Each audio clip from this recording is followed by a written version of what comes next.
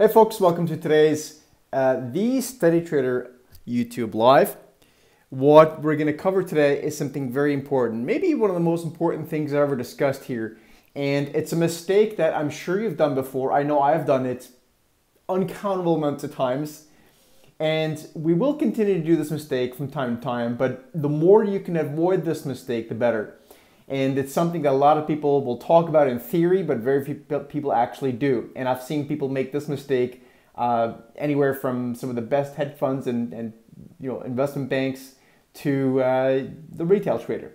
And that is not being able to differentiate between what constitutes a trade versus an investment. In other words, we've all done this, right? So you buy a stock and you initially say, okay, I'm going to buy it for a trade for the next few days. Well, all of a sudden the stock starts going against you and it starts dropping more and more and more, and you don't treat it as a trade anymore. And when you say, okay, well, I actually like the stock long term. So now all of a sudden you're in a completely different position. And again, if you've ever done this mistake, you can probably relate to this, which I'm assuming most of you have. And ultimately you end up having a big loss in a position like that you never should have done in the first place. One way to avoid this is to have some very strict rules, and you can set some very clear stop losses. Actually, is one way of doing it. So we actually just this morning sent out our Q2 investment themes. We made some drastic changes from an investment perspective for the second quarter. We took a lot of things that we were thematically long, right? So multi-month, multi-quarter of our long list. We sent it out to our Clubhouse members and coaching clients.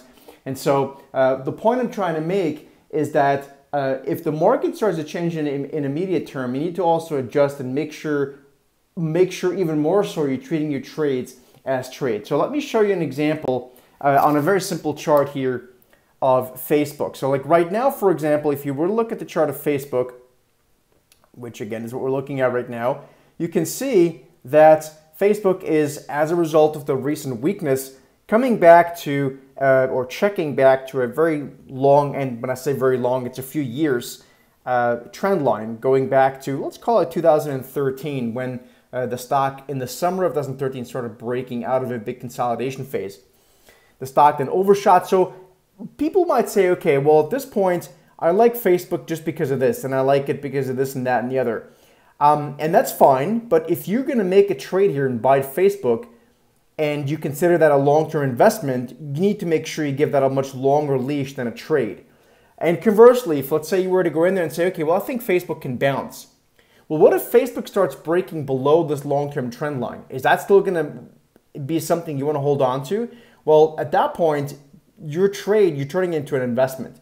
And that's ultimately where the big losses happen. So there's no telling what can happen to Facebook. Facebook can easily go back to 120. It's not my forecast, but I'm trying to tell you, if you don't hold trades to trades and turn them into long-term investments, you end up being sitting on a lot of losers. So just wanted to kind of make sure people are aware of this. I think it's one of the biggest mistakes that people make. I know I've done it, like I said, many times. And if you can start avoiding these kind of mistakes and treat trades as trades. So a trade is basically something you get into, you hold it for the most people, it's a few days or a few weeks. If it doesn't work out, you need to get out at your predetermined stop loss. If you have an investment, you have to give it a much longer time horizon, right? So if you bullish Facebook, you tend to be bullish for 12 to 36 months-ish, right? It's an entirely different ballgame. So you have to make sure you reevaluate things based on the time frame you are applying. So I hope this is helpful. If you guys enjoy this, please give us a thumbs up like, and I'll see you in the next YouTube Live.